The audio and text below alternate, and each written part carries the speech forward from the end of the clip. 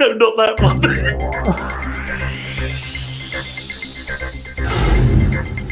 DHTV. Hello, everybody. Every week, DHTV starts with some kind of anarchic moment, and that is because before we come to air, it all gets a bit morphine. Yes, it generally does do that as well, but it always becomes a bit hilarious, and so that's why we get a bit full of the joys of spring, and then all of a sudden, Zec goes and then presses a button, and as you see, it can be the wrong one. Anyway, welcome to Disability Horizons TV's Paralympic special. We've seen the end of the Olympics, I think, and the Paralympics are coming, I've been told. So I thought, when it's my show, what should we do it about? Well, let's be simple and pick an obvious target, shall we?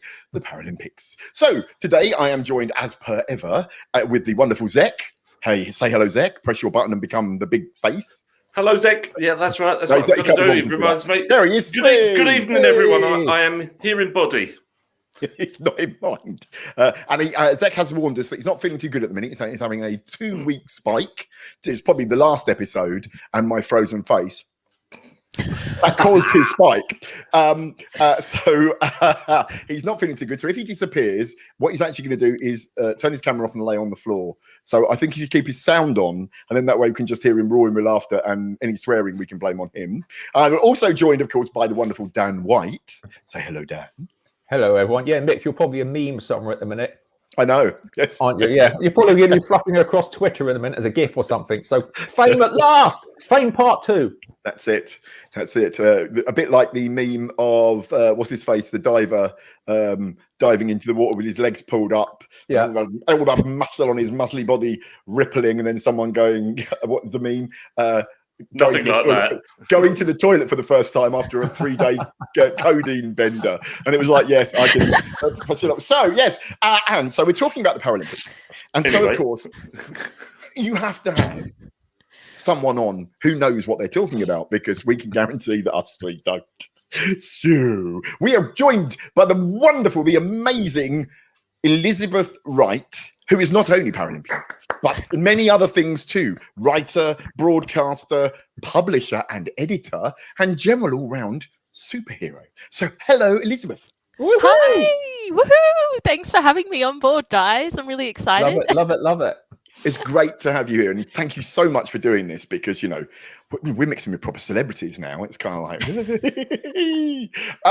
Now, of course, I'm obviously going to get you to tell us your story, because now normally, you see, I talk a lot, and you can tell from the opening. I mean, how long have we done? We've done 3 minutes. It's almost been entirely me. But I think that today there will be moments of silence. We're talking about what? Yeah, I know. Nick is ill, everyone.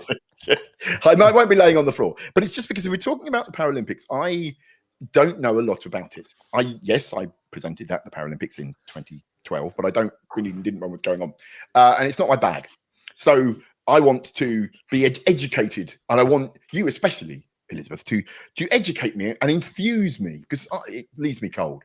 So, how did you get into the Paralympics, and also what was it like to do it?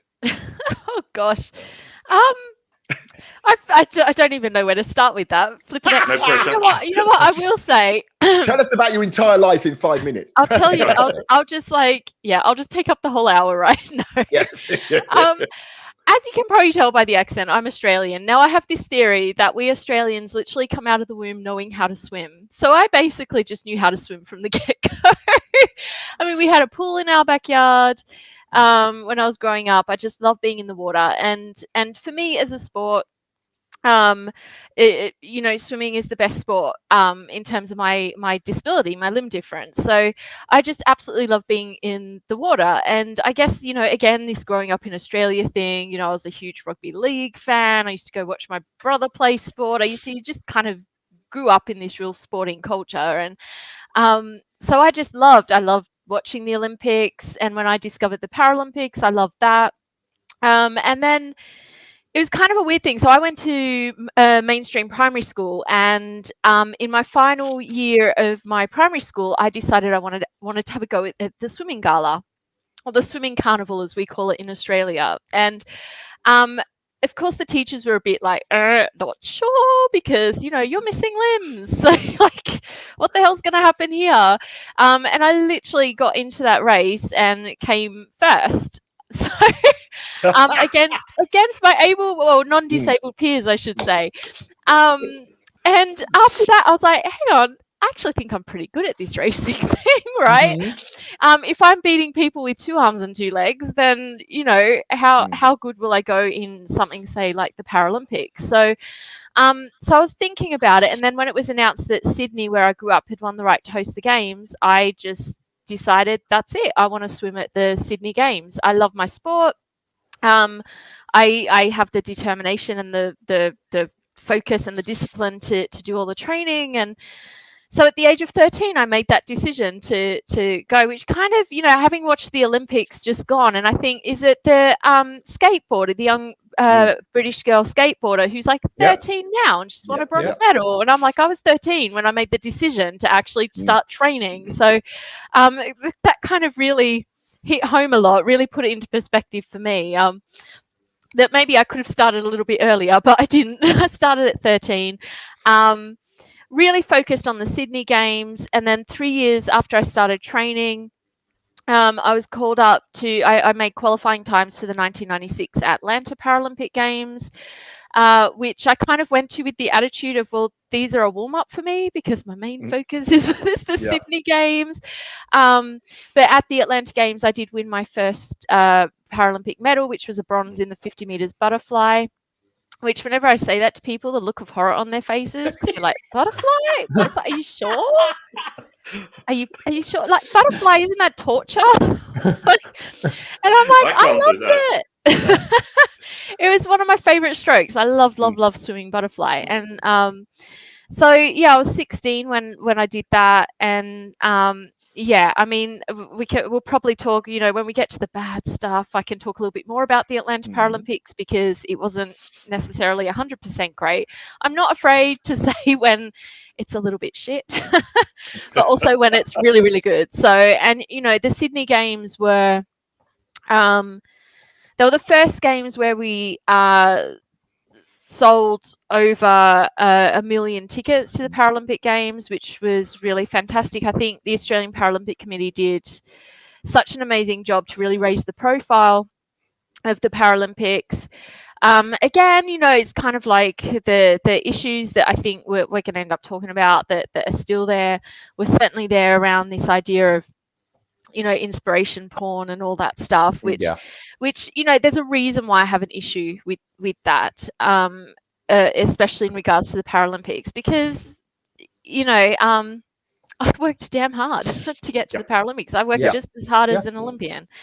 And I wasn't certainly overcoming anything to work that hard or achieve that. So, so for me, the Sydney Games were kind of that, almost that step forward of starting to get a bit more to that equality that we kind of need across the sport. So I really enjoyed the Sydney Games, and then as soon as I finished my last race, I got out of the pool and went, well, I'm done. I'm retired. And I retired at the ripe old age of 20. And I'm sure there's plenty of people who'd love to be able to say that.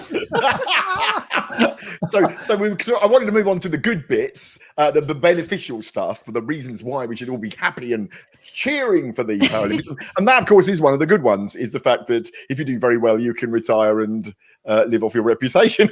Well, although again, you see, this is, I'm not going to go for the bad stuff first. I'm going to keep everyone on the positive. Go, Mick. It's going to take all my effort. Go. Think positive. So now, what did it mean for you, Elizabeth, when, you know, taking part, being seen like that, representing your country? What was I want to get the good stuff first. So what was tell me what the good stuff is, because I don't know.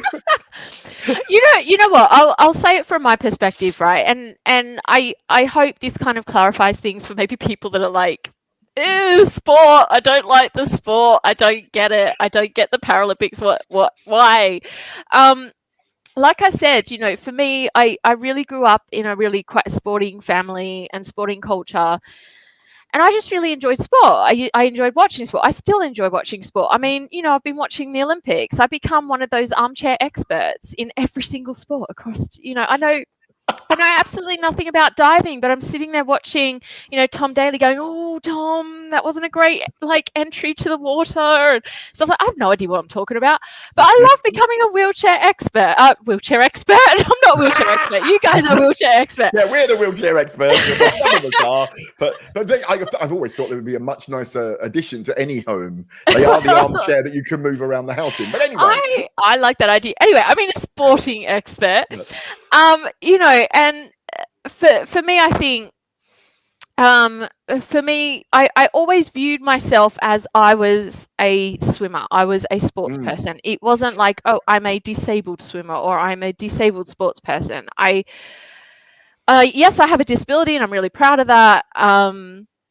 But I'm just like every other athlete on this planet, and I just wanted to achieve the best that I could in the sport that I chose to do. And I think that's where we have to really kind of look at the Paralympics and shift it away from the whole inspiration porn thing, because actually all of these athletes in the Paralympics, they love their sport. It's the reason they're there.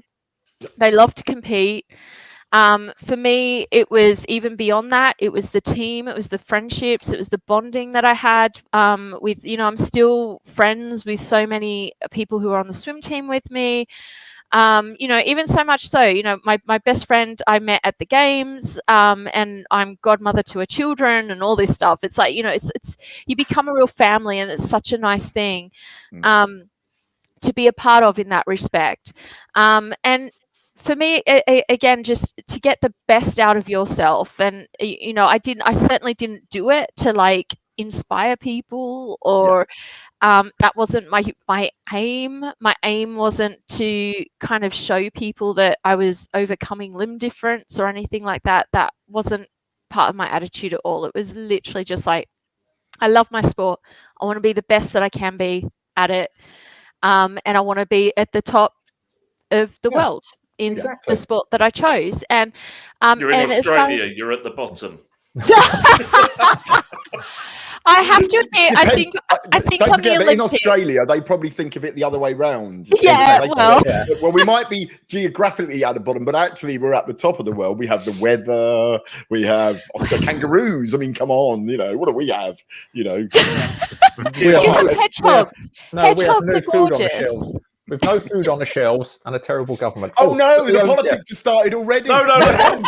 Elizabeth, can I ask a question? We need a bell for politics. Yes, can I ask a question? I've got a question. You've become a speaker. You've done all those sort of things. Sorry, Mick, to jump in, but no. Have you ever become a sports presenter on Australian TV for Paralympics or Olympics? No.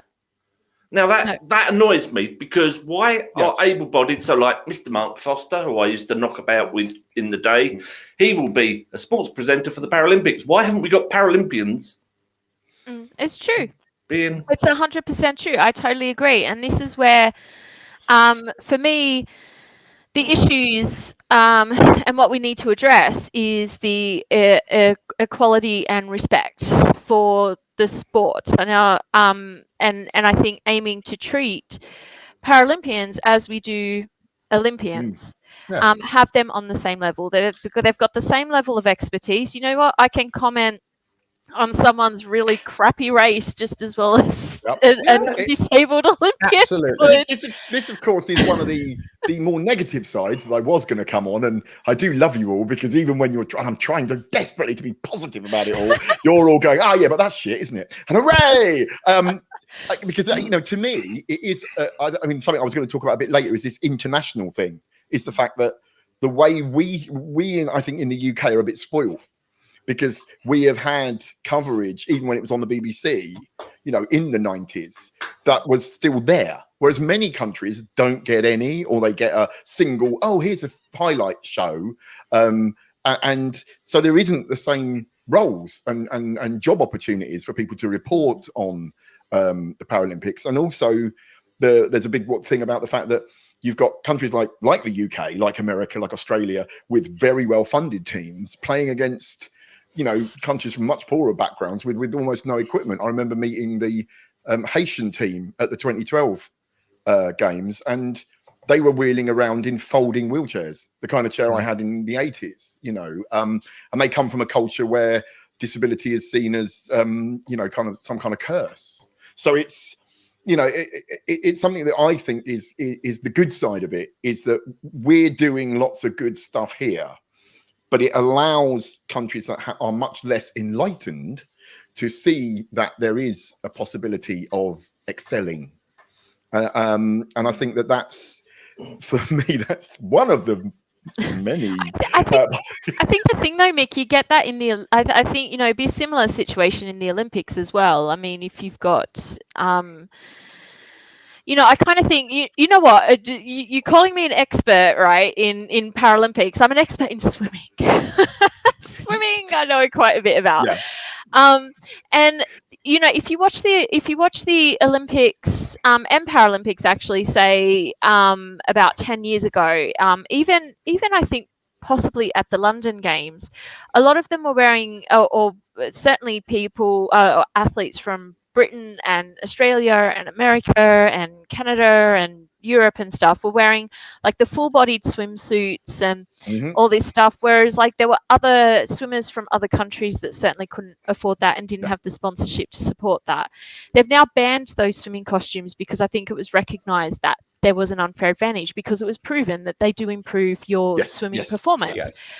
So I think that is certainly an issue in the Olympics as well as the Paralympics, but obviously recognizing certainly in the Paralympics, that there's a lot more athletes that actually do need even more equipment. So if you're thinking about the track athletes, obviously non-disabled athletes don't need any cheetah leg to run or anything, or a racing wheelchair to compete, which is obviously an expense for disabled athletes. So I get your point. I think it certainly is an issue and something that should be addressed, but I do think it is kind of it does cross the board anyway in sport. I mean, I think it's funny because the wonderful Katie Fraser, who always watches the show, hello Katie, has just said maybe there should be a way of providing equipment, and I kind of do wonder if what there should be is a standard set of equipment that everyone gets given, and then that's it, and you all have the same blade, and okay, fitted for you, but you don't have like really super posh blade for rich people and kind of less good blade if you can't afford it, kind of thing. And that would be fair.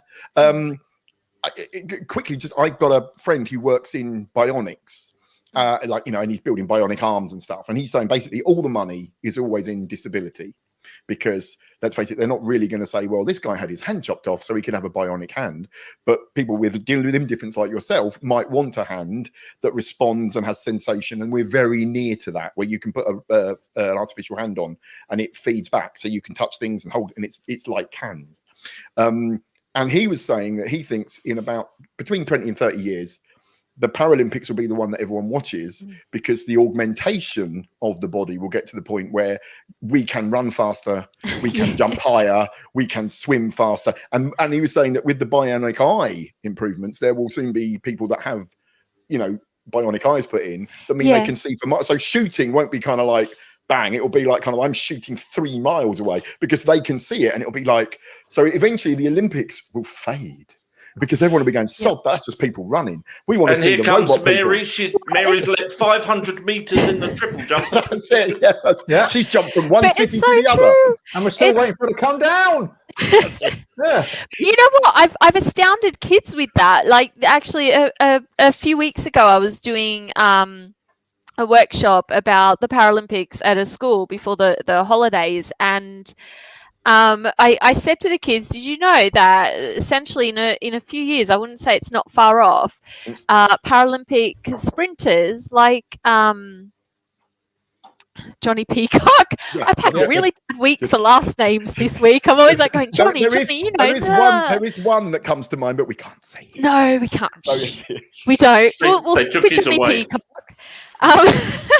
But when I've said to the kids that actually athletes like Johnny Peacock will be running faster than Usain Bolt, and they're like, no, and I'm like, it's true, and I think like I think for them, even me saying that, it completely blew their mind in the sense of that that social narrative we have about disability, and then I'm telling them something that actually disabled athletes are probably going to end up better than non-disabled athletes, or quicker anyway. So any old comic fans out there that used to read 2000 AD, there was a whole series about the Moon Olympics with Judge Dredd, where everybody, you're allowed to be 40% bionic and have so many amounts of stimulants in your body to race.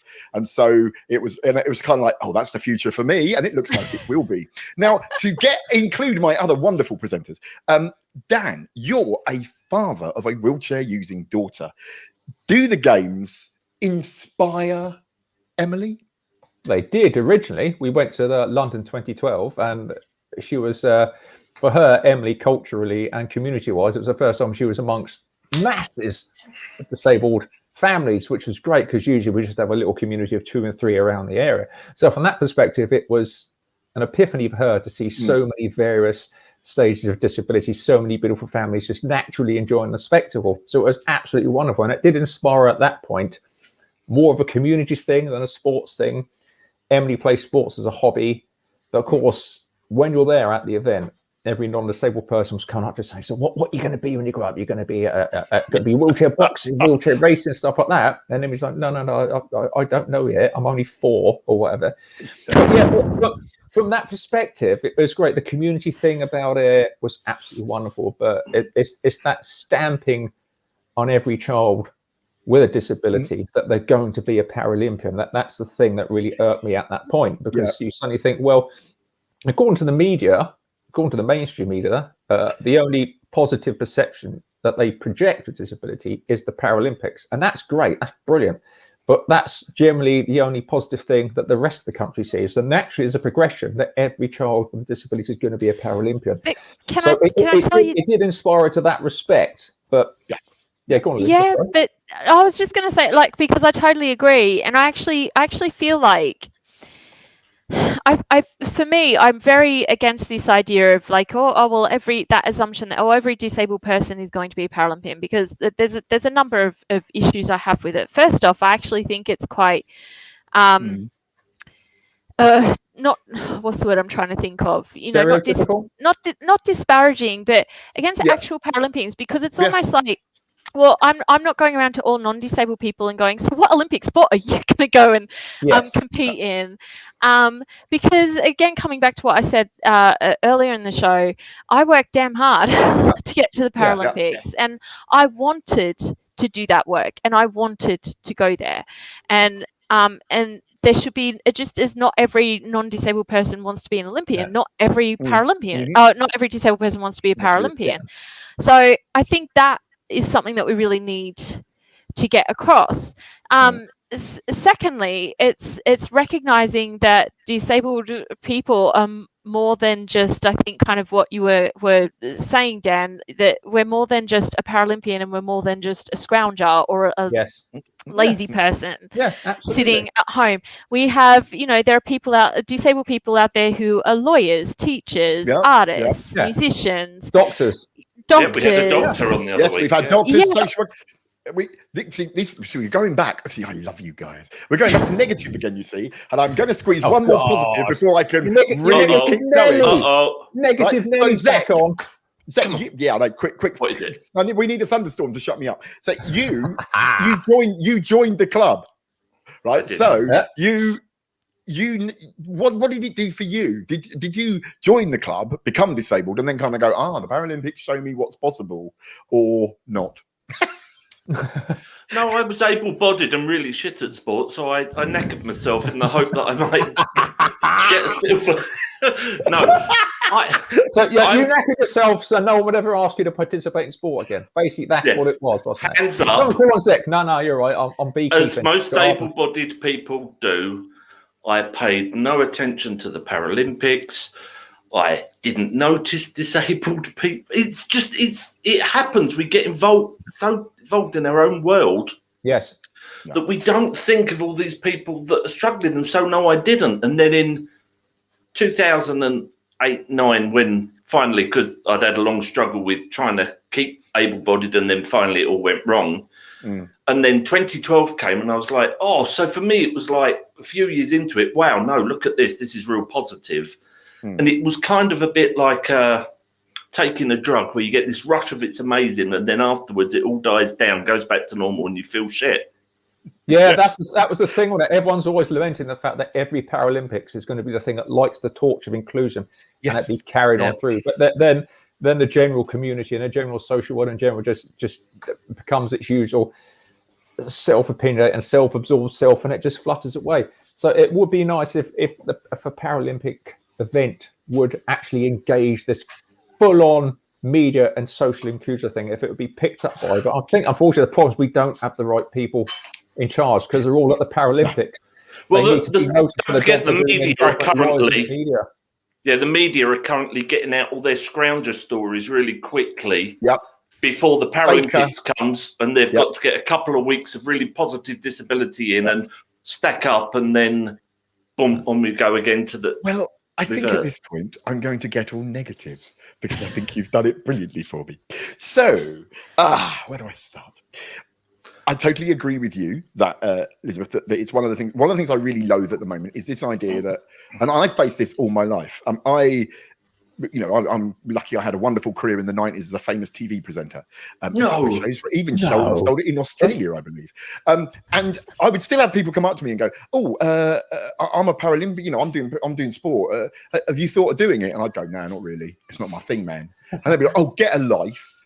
And it'd be like, I'm going out with a page 3 girl, mate. I'm on telly all the while. What are you on about? And it was that idea that if you didn't do sport, you weren't really trying, which has grown and grown and grown until now, you really are either dreaming to be a Paralympian or you're just going to fail. And I think that's really sad. I got into television because I was a musician, and that the other things that disabled people do, as Elizabeth said, are not focused on as much. And, I'm working on a project at the moment with a load of disabled artists that we're going to put on a show in November at the Barbican. And I've seen the work they're doing, and it's phenomenal. It deserves to be everywhere, but it won't get listened to. If we could find a Paralympian who wanted to do art or music or something, I'm sure it'd be on television immediately. And that is the other thing that really bugs me, is this thing that it's sort of, and I'm ever sorry, Elizabeth, because I know that's really you, in that you've gone on to build a successful career off the back of it. And it's almost like kids now think, well, if I don't do it, I'm not going to get anywhere. And that's all right. They're Strictly now. Yeah. You could be the token disabled person. No, Mick's absolutely right. Because children are stuck between children in need and the Paralympics. Yeah. That's all they're stuck between. I'm either going to be a charity case looking out the window with the sad, weepy music, or I'm going to be a Paralympian. And society's telling me there's nothing in between because I don't see it anywhere. And that's the thing, role models. Right, because when I was young, my role model was Ian Jury, who had the same kind of disability. He had a limp, he had a caliper, just like me. He also drank, did bucket loads of drugs, was a womanizing person, as we know now from his son's autobiography, and was generally an all-round what can be described in the media as a bad role model. And every other group, Mick Scarlett. Yes, he was. Well, I was a bad role model in the 90s, and that's why I've got my hated by the Daily Mail mug, because they were the ones that told everyone my story. But the idea that disabled kids can't have bad role models, we don't have that. We have good, or scrounger. And I think that. Thank you very much for that, Zec. And I think it's really sad. And I think that's a real negative fact, that if winning is important. As we, Liz won a bronze and a silver, right? So she was the 3rd best person in the world, and then the 2nd best person in the world. And apparently that's not winning. And it's like, what? Music. Could you imagine? Well, this band sold the most records, so they're the only band that anyone could give a shit about, and everybody else should never ever listen to anyone else's music. Where you go into an art and go, well, you see this artist here, they're the most amazing artist in the world. Can we burn the rest? Because that's rubbish. Why is sport like that? Why are we bringing kids up to like that? Someone else talk to save me from talking. We had a comment on the Twitter from I've forgotten his name. I'm so sorry. Jamie. I put his comment up, and this is his comment. Where is it? Oh, I can't find it. There it is. So basically, what he's saying is that in between the Paralympics, there's nothing for disability sport. And it seems that some of the disability sport people are letting themselves the people down themselves anyway. And I hadn't thought about that. There's the Paralympics, but when on TV do I see parasport? You won't. It's not as if the Paralympians, when they finish, it's like, great, we're going to do nothing now for 4 years. There's going to be nothing. Everyone just leave back your wheelchairs onto the sofa, take off your running blades, put them in a cup, and just sit there and wait. It's going on all the time, isn't it? And you know why, don't you? You know why, though, that is? You know why? It's because there is this thought that, and Elizabeth has highlighted this, that in some way Paralympic sport is not as good. It's not as hard. That you've got but the Olympians. last leg carried on. That is what angers me. That is what angers me about it. I'm like, do you know how much I trained? Exactly. How hard I trained to get there, to get that silver medal. I went for a job at Channel 4, and I went to talk about inclusion, and I said, well, one of the things is we need to change the media portrayal from superhuman to superhuman effort. Yes. And it's kind of done a little bit with this campaign, but I think it's missed the mark completely.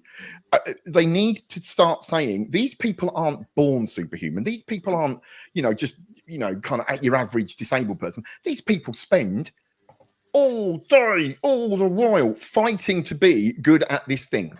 And that's the bit. That's why they're superhuman, because it's a superhuman effort, and not Superman just being born that way. I'm not like going into a phone booth and coming out going, "Ta-da, I'm Paralympian now." But you know what?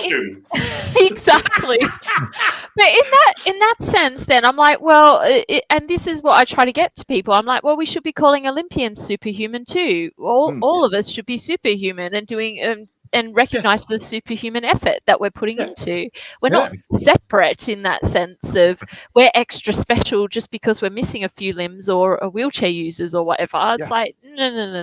No, I think it's superhuman effort because the sheer way you have to project yourself out of the side to say, I'm here doing this sport. Please, can you just come and just pay us a bit of a bit of attention? I think it's superhuman effort in that respect because other sports and stuff like that, and the mainstream sports, they just launch the cameras at them, even if it's croquet or bowls or whatever. But when you're a Paralympian, you've literally got to plead to the media, just come and watch it. It's entertaining. I put all this effort into saying, just please come watch it. It's entertaining. People will enjoy it. Everyone will enjoy it. I sat there with Emily and watched wheelchair basketball, and it was the most violent thing I've ever seen.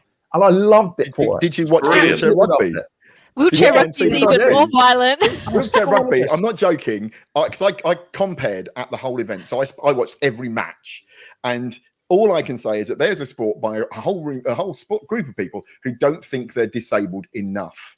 Yeah. Because basically they spend all the time trying to see if they can kill themselves in very interesting and wheelchair related ways. And people would watch that, wouldn't they? If that was on more often, people would go, wow. I mean, I'm going to take the last leg. You know, the last leg that started on the back of the 2012 Games? Yes. They've been lucky to carry on, but have they carried on pushing the torch for disability sports? I bet they've just dropped it. There is some. I mean, the thing is, they do it, and lots of other stuff. There is. I mean, Channel 4. I mean, no one's going to believe I'm going to say this, but I think they've done a good job in raising the profile. It's sad. I think one of the things for us is we are disabled, and lots of telly is not made for us. I've said it before, and the Paralympics are a perfect example of television coverage that is in no way made for disabled people. It's all made for non-disabled people. It's why the superhuman trope's there. Yes. It's because they're trying to make it so that people who feel uncomfortable watching disabled people can watch it and they can go, and it's sort of, it's not for us again. So we watch it because, hey, there's hardly any disabled people on telly, so we watch it. But it's not, and I think that's a sad thing, but that's more about the media, something we'll probably cover in the future.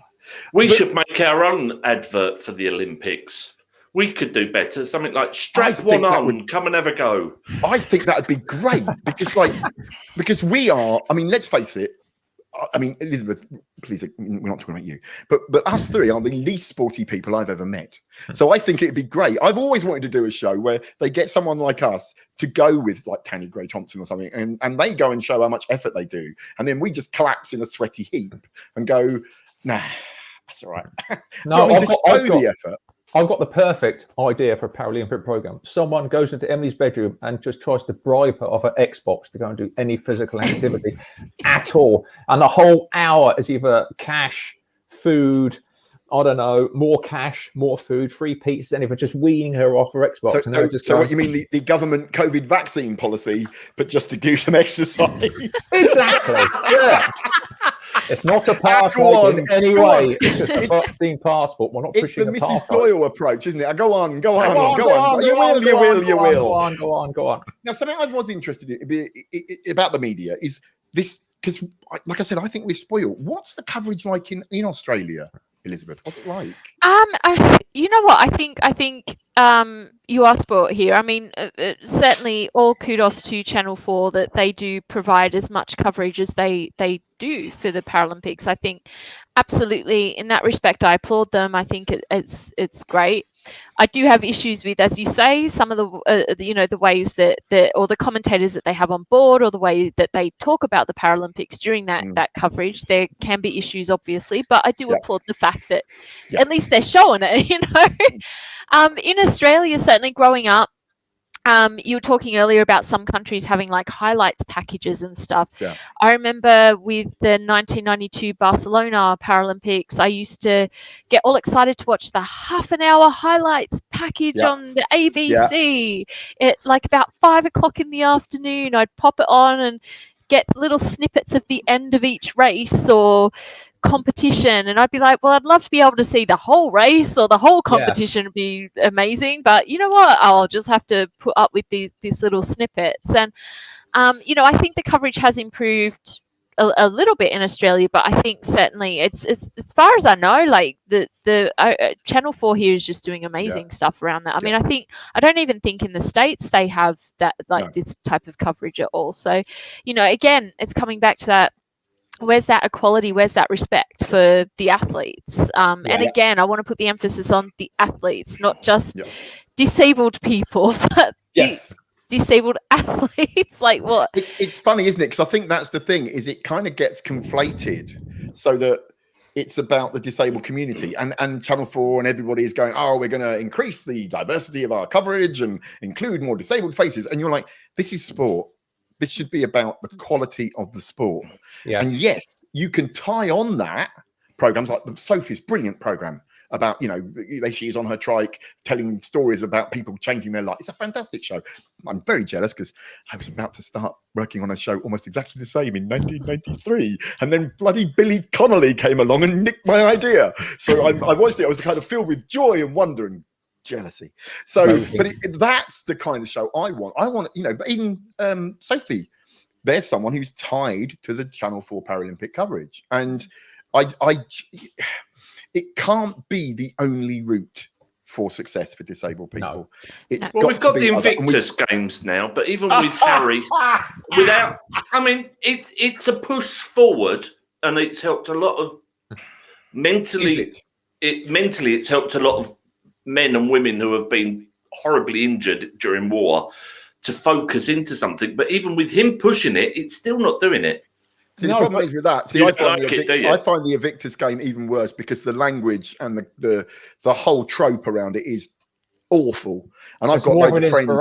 I've got loads of friends who are injured servicemen and women. And I think one of the terrible things is that it comes from the rehabilitation process, because it used to be years ago. I helped loads of Gulf War I soldiers get better after lots of different injuries and Gulf War syndromes, part of that campaign. And they were very much involved in the politics of disability.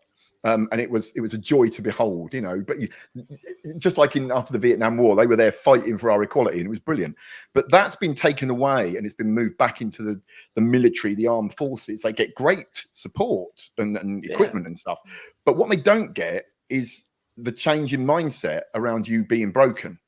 And I think the Invictus Games are very focused on broken, doing better. They love the stories. And I think that's worrying.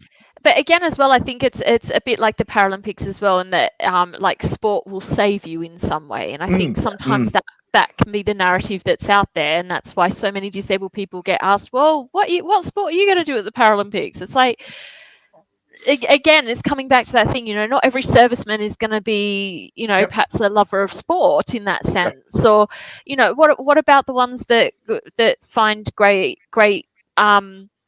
therapeutic benefit from playing a musical instrument or doing artwork or writing or whatever that might be. Like, why don't they get the same promotion? The music's covered by James Blunt. Yeah, that's it. It's funny because Grey Eye Theatre did a entire production staffed with ex-service personnel who had become disabled, and it was an amazing thing to watch.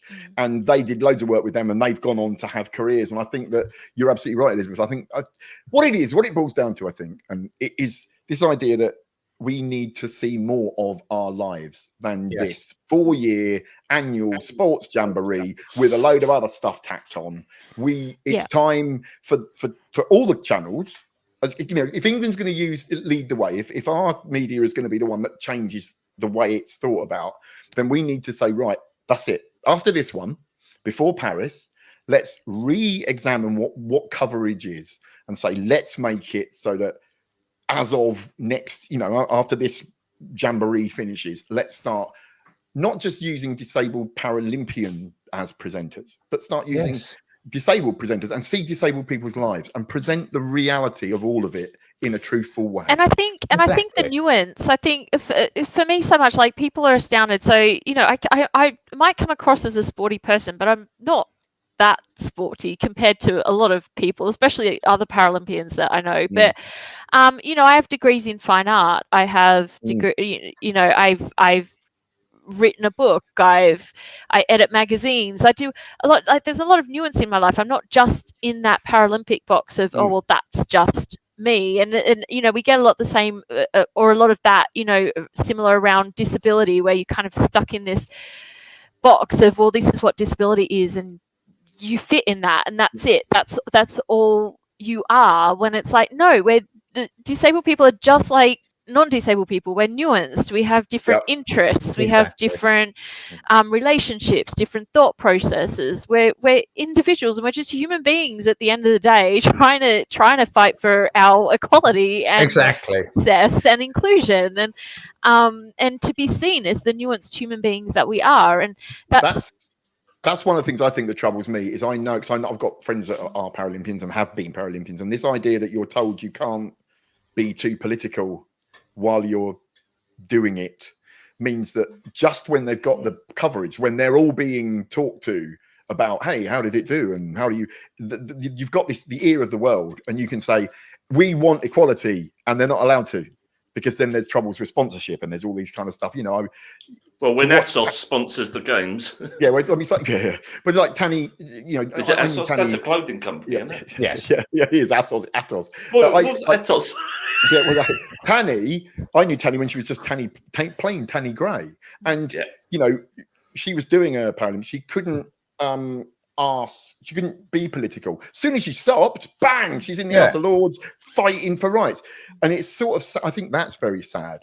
Anyway, we're coming nearly to the end, so let's, you know, I'm going to do my professional thing and wrap it up, sort of. Mick's going to freeze. I just want to end. Yeah, I just want to end. Do you think it's time to put the Paralympics and the Olympics together in one wonderful large jamboree of sport?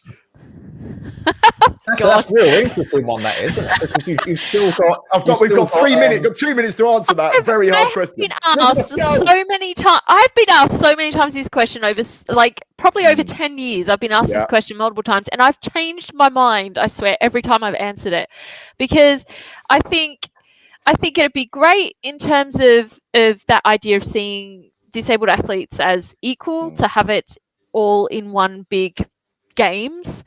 But then I certainly know, and this is probably going to sound a bit crap, but I certainly know for, like, countries and cities, it's probably financially and time-wise, you know, you'd have to have at least a 6-week long, huge, massive sporting event, and that might be too much for, say, a city to handle. But then on the flip side, I kind of think, but then would the Paralympic sport get completely buried in all of the Olympic sport? And so would we actually lose that focus? I think having something separate actually, in a way, allows the focus to just be on look at these Paralympians, look at these disabled athletes who are great sporting people, and actually in terms of entertainment, in terms of a sporting perspective, is actually really fun and interesting to watch. So I think there's pros and cons for both, really. Now, Zec, I saw you furiously waving your head and pulling a face like, good God, no, we want it all separate. So what do you think about that? Yeah, I think it should remain separate. I don't think, as Elizabeth said, I think it would get swallowed up. It would be, because with the Olympics, there's so many things going on at the same time, and I think they would tend to then favour normal people, able-bodied people. You know what would happen, Zec? You know what would happen, right? They'll have, like, say in the swimming again, because swimming's what I know. they'll have like the men's 100 meters non-disabled final, and then they'll have the S10 final men's, which those swimmers are almost as fast as the non-disabled swimmers, but suddenly it'll be like, oh, we're going to an ad break. Yeah. On the coverage. The thing is, that's what would happen. The thing is, so that's okay, but then that's to do with the contracts that they sign. That is the Olympic and what would then become the single, as opposed to Olympic and Paralympic organising committee, making sure that contracts were signed that didn't allow that. So I believe, because I kind of get the idea that it's about coverage and, but at the end of the day, we don't have hello and welcome to the Women's Olympics. Hello, welcome to the Gay Olympics. Yeah. We're applauding. Oh, the gay opening ceremony would be amazing. Ah, yes. But the thing is, right, we're not promoting that as an idea. We're working towards inclusion and coming together for everybody else. True. But we champion being separate. Yes. You know, someone, Garden City Guy has said Paralympics is most to mean parallel with the Olympics. Of course, that's rubbish, because it was started at Stoke Mandeville with a load of spinal cord injured people who were paralysed. Yeah. So however much the myth has grown up that it means para next to the Olympics, it didn't. It meant the paralysed Olympics, the paralysis. Do you know what I mean? So there are myths around it. But I do think, I get it, and I think it's a long way off. But I hope either that the Bionic Olympics happens, and by that point, it doesn't matter, because no one watches all the bipeds run about when you've got robot legs and shooting arms and bionic eyes and people that are swimming with jet-powered, water strap-on jets that they put on. That's the one I'll be watching. But we've got to start thinking about inclusion. Now, before we've overrun a bit, but I'm still going to get some people to watch out for, because I don't know anything about it. I didn't watch a single second of the Olympics, and I'm proud of it. So who should I be watching? What sports do you think are enjoyable? Like I said, I know a bit about wheelchair rugby, and it's terrifying. Luckily, they wouldn't let me have a go because my spinal cord injury is too low. Woohoo! Yeah. But so, I mean, Zec, you know a bit about it, I know, and obviously Elizabeth knows about swimming. Who should we be watching out for during the next however many weeks of sporting fun that we've got to look forward to? Do you know what? I don't know that much. I enjoy it. I've been editing some videos for Disability Horizons. They're doing a series. Go over there and have a look. They've told me to say, go to Disability Horizons on the website. They're doing a load of interviews with Paralympians. And I've just done the video for Sophie Christensen, who does the dressage, the gay horse. Yeah, around that. Dancing and horses. It was just dancing horses, that's what she said, not gay horses. And it was so lovely listening to her talking about it, and her saying, that she's had able-bodied riders get on a horse and saying, how do you control this horse? And there's that, her and a horse, almost like the way they work together. So I'm looking forward, even though I don't like that, I really am not into that sport because it doesn't interest me. Now, because I've got that connection of having edited it, I really just can't wait to see what she does. But yeah, I love the archery. I have to say that fascinates me. I would love to watch blind archery. I'd love to. Just not if I was there. Cilla Black did that. If I was there and so Boris Johnson came to the opening ceremony, I'd sneak up behind him and I'd turn him right round like that with his bow and arrow. And I say, right, you're ready to go now. Just up 3 stands. Oh, and sit good Lord, where is it? Like that. Where is the? There it is. Our presenter views are based on their own experiences, are not in any way, shape, or form the views of Disability Horizons Television. I'm going to screenshot this. Well, I'm going to screenshot. But you know what? It's a difficult one, is it? Because obviously, as Emily's grown, she's got less interested in watching the Paralympics, which is fine, because obviously she wants to do psychology at college and stuff like that. So she's got different arenas she wants to go in. So no doubt we will sit there and watch a bit of it. But to be honest with you, I'm horrible because I don't actually know anyone who's in it this year. I only know the presenters. I know Aid's going to be doing it. Sophie's going to be doing it again. But if I'm going to be watching it, I'll be watching the swimming and I'll be watching the basketball, because I think those two things. I mean, the swimming itself. I wish I could swim like that. I mean, it's just no. But you know what I mean? Yeah. It's just the beautiful aspect of going through water, so therapeutic. I mean, for me, with bipolar and mentally illness, it's a fantastic thing to do. But just to see people glide through water when I'd literally just fall in and sit on the bottom and wait for someone to rescue me. You want to see me get out? I'm a bit like one of those ugly fish wrestled out the water on the end of the line, on the edge of the pool. Do you know what? It's funny. When I first became paralysed, I used to swim a lot at school, and I started swimming again. And like Liz, I used to beat all my non-disabled sort of school chums. But then I discovered neuromanticism, and there was no way I was getting in a swimming pool and ruining my hair. So that was the end of that. And to be honest, that's been I was actually offered a place on the Paralympic team, God knows how long ago, and I said no because it'd ruin your hair, Mick. Oh my God, hair and there's all the blood tests. That's perfect. Like, look, can't mess with that.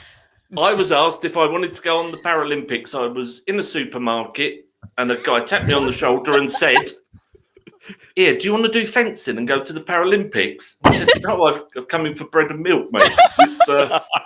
It's just literally out the middle of tap. Never seen him before. Yeah, but perhaps you meant fencing, not fencing. Maybe he needed to run the 6-foot panels. Exactly. I've read about your gardening. Erect the panels. I've read about your gardening online, mate. Can you get out in my garden and put a fence up? You can go to Paralympics. Yeah, exactly. Yeah. There you go. That's the newest sport at the Paralympics. You've got fencing, and then you've got fencing. Yeah. Well, if they have Xboxing, Emily's in. Have Xboxing, because a whole generation of disabled kids will be. So we've got a few people. Someone's saying the gymnastics. I do love a bit. I've always wanted to do gymnastics, but I'm afraid now it's just too old. So fanatics. Swimming, super duper, but hair. We've got volleyball. And then what's that? Cybathlon. No, I've not heard of it. No. I can't say I've heard of that. No, I've heard of that. Yeah, no, I don't even want to start going down that road because there's something very strange. Anyway, Mick, just a quick one. Anyway, so moving to, we're coming to the end of the show, thankfully, he says, Barrick saving him for his own thing. So all I've got to do really, of course, is as usual, my wonderful team, Zec and Dan. You're wonderful as usual. Wonderful. Oh, darling. Thank you, darling. The one, the only Elizabeth Wright. Thank you so much for coming on. You've been fantastic. Thanks for having me. She was incredible. I love her. So we've got 2 weeks and then we're back. And I'm going to warn you now that weekend is both Zec and mine's birthday week. My wife has already planned my birthday shenanigans to start this Friday. So by that weekend, I expect to be royally wrecked. And that's why I'm not doing the lead presenting. So I'm going to celebrate by having a dunk in my tea. Do you know what? The worst one is on the 20th. Dunk? Did you say dunk? Oh, did you miss that? All right. You missed the conversation before we went to air, folks, about dunking things in tea, but we won't go into that too much. I meant biscuits, but I cut out. Biscuits. I just said I like so it to sounded really rude. But on the Saturday before, I'm going to see Culture Club, which will be interesting. Hey. I didn't like Culture Club. Oh, do you really want to hurt me? Yes. But yes, that's it. I'm going to put you in a wheelchair. Oh, you already are. That's it. And proudly so, my lovers. So with that bizarre signing off, we're going to say see you next time. Thank you so much for watching. Thank you for joining in. It's great to see all your comments. And with that, we will probably push a button and all have a crazy chat about how interesting and stuff that was. So okay, there you go. Freeze, Mick. Theme tune at the end. Freeze. Oh, hang on.